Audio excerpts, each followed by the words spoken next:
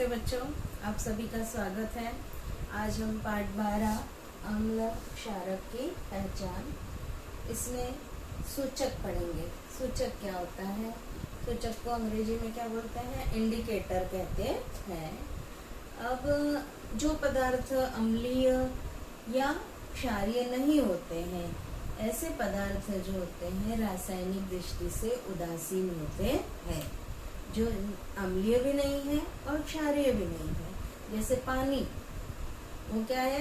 उदासीन पदार्थ होता है। ऐसे पदार्थ रासायनिक दृष्टि से उदासीन होते हैं। अम्ल या क्षारक है तो हमने क्या देखा कि अम्ल कैसा होते हैं? खट्टे होते हैं। क्षारक का स्वाद कसेला होता है। लेकिन जो है, हम इसको अगर चखने जाएंगे, टेस्ट लेके देखेंगे और फिर विचार करेंगे ये अम्ल है कि क्षारक है, तो ये हमारे लिए जो है हानिकारक हो सकते हैं। अगर अम्ल तीक्ष्ण होगा तो हम जल सकते हैं।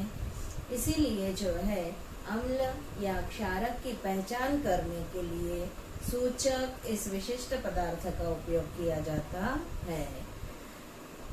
वे पदार्थ जो अम्ल या क्षारक के संपर्क में आने पर स्वयं का रंग बदलते हैं, उन्हें क्या बोलते हैं? सूचक कहते हैं। सूचक की परिभाषा क्या हुई?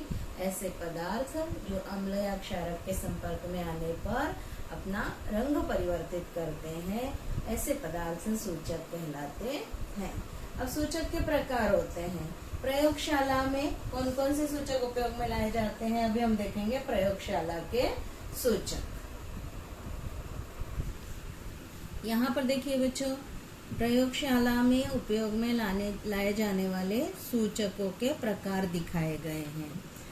अम्ल या क्षारक पदार्थों का परीक्षण जो है लिटमस कागज का उपयोग करके किया जाता है। लिटमस कागज दिखाई दे रहा है, नीचे देखिए लाल लिटमस है और नीला लिटमस पेपर है।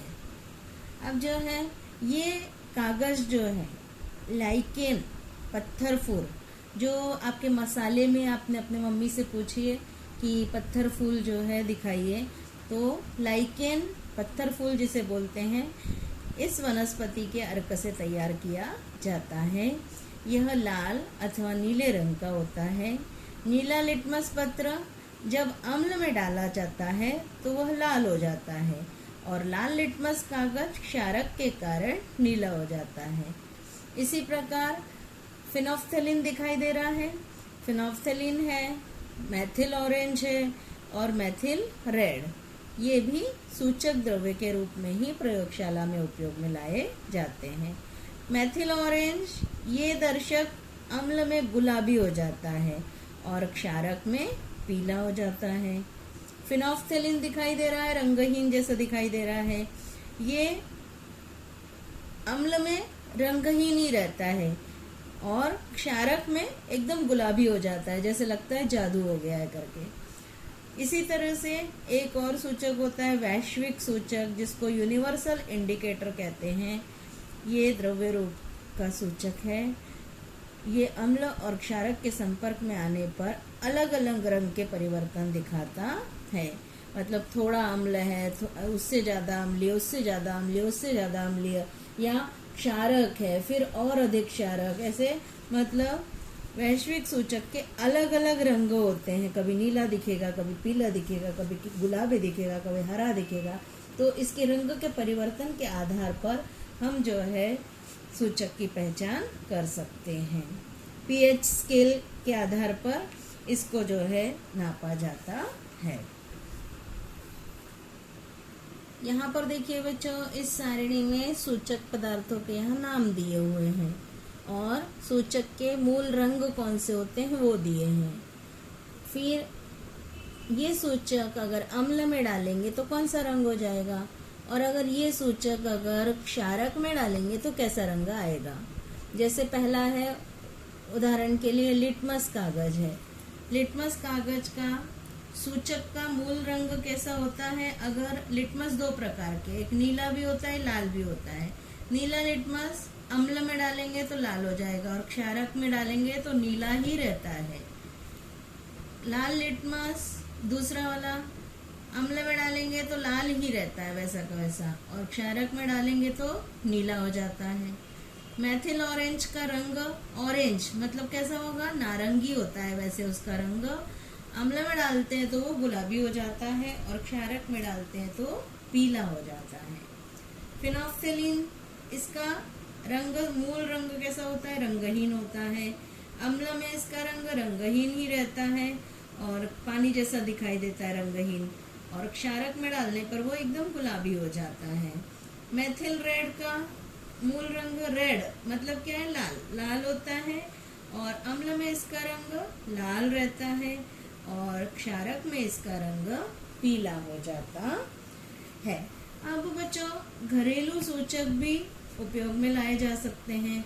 प्रयोगशाला में सूचक पदार्थ उपलब्ध न होने पर घर के कई पदार्थों की सहायता से हम प्राकृतिक सूचक बना सकते हैं। अन्न का जो पीला दाग होता है, कपड़े पर अगर लग जाता है, पीले रंग का दाग लग जाता है हल्दी का, तो साबुन से अगर आप धोते हैं तो कैसा हो जाता है, वो लाल दिखाई देता है। ऐसा आपने घर में देखा है। ये रंग का बदल जो है अन्न में स्थित हल्दी और साबुन में स्थित क्षारक के बीच होने वाली रासायनिक क्रिया के कारण होता है। यदि हल्दी यह सूचक का कार्य करती है। इसी प्रकार और भी है, लाल गोभी है, मूली है, टमाटर है, गुड़हल है, गुलाब है, ये सब प्राकृतिक सूचक बना सकते हैं। इसी प्रकार इन सभी पदार्थों से प्राकृतिक सूचक बना सकते हैं। अब बच्चों, आप प्राकृतिक सूचक तैयार कर सकते हैं घर में उपलब्ध होने वाले पदार्थों से। इसके लिए आपको कौन कौन सी सामग्री चाहिए, गुड़हल, गुलाब, हल्दी, लाल गोभी के पत्ते और छन्ना कागज, जिसको फिल्टर पेपर भी कहते हैं। ये 5 चीजें हमको चाहिए। अब जो कृति करने के लिए, कृति मतलब प्रयोग शुरू कैसे करेंगे। लाल गुड़हल के फूलों की पंखुड़ियों को छन्ने कागज पर, दिखाई दे रहा है चित्र में, लाल गुड़हल के फूलों की पंखुड़ियों को छन्ने कागज पर रगड़ो। ये पट्टी काट लो। ये हुआ गुड़हल से तैयार हुआ सूचक कागज। ये देखो, गुड़हल से तैयार हुआ सूचक कागज तैयार हो जाता है पट्टी को काटने पर। इसी प्रकार अब गुलाब की पंखुड़ियों को सफेद छन्ना कागज पर रगड़ो। इस कागज की पट्टी को भी काट लो। ये बन गया गुलाब का सूचक कागज। इसके बाद बच्चों क्या लेना है, हल्दी का चूर्ण लेना है, उसमें थोड़ा सा पानी डालना है। अब इस हल्दी के पानी में छन्ना कागज या सादा कागज थोड़े समय तक डुबाकर रखो।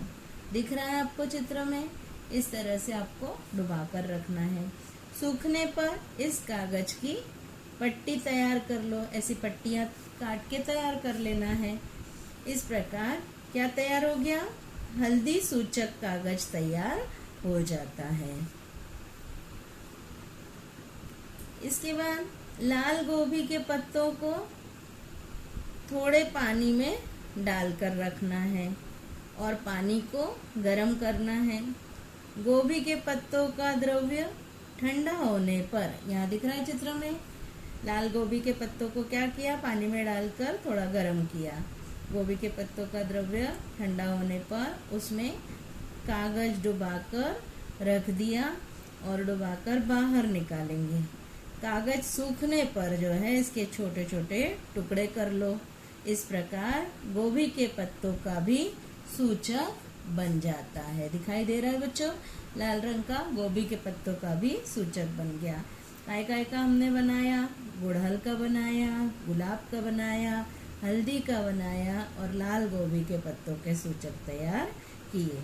अब इस प्रकार बने हुए सूचक कागज को जो है उस पर, सारे सूचक कागजों पर अलग अलग पदार्थों की बूंदें डालना है और क्या परिणाम होते हैं इसे सारणी में लिखना है।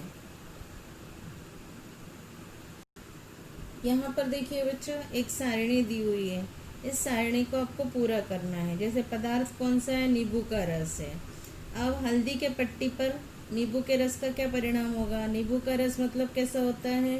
अम्लीय होता है। तो इसलिए जो है हल्दी के पट्टी पर इसका कोई परिणाम नहीं होगा। वो कैसे रहेगी? हल्दी की पट्टी पीला रहेगा। रंग क्या आएगा? पीला। और आगे क्या लिखोगे? अम्लीय। फिर चूने का पानी। चूने का पानी कैसा होता है? क्षारीय होता है। तो हल्दी के पट्टी पर डालने पर जो है हल्दी की पट्टी कैसी हो जाती है? लाल हो जाती है। इस तरह से बाकी अन्य पदार्थों का भी आप ऐसे ही करके देखोगे। खाने का सोडा, इसके आगे और सूची तैयार करोगे। खाने का सोडा कैसा होता है? क्षारीय होगा, मतलब रंग कैसा हो जाएगा? लाल हो जाएगा। संतरे का रस, सिरका, ये सब अम्लीय पदार्थ हैं। तो क्या हो जाएगा? रंग कैसा हो जाएगा? क्षार में कैसा हो जाता है? लाल हो जाता है। और नींबू अम्ल में जो है हल्दी के पट्टी पर कोई परिणाम नहीं होता, वो लाल ही रहता है। इस तरह से जो है आप अम्ल, कोई पदार्थ अम्ल है या भस्म है, वो हल्दी के पट्टी से भी पहचान सकते हैं। आज बच्चों हमने क्या पढ़ा? सूचक और सूचकों के प्रकार पढ़े। आप इसको घर पे ध्यान से पढ़िए। आज इतना ही। धन्यवाद।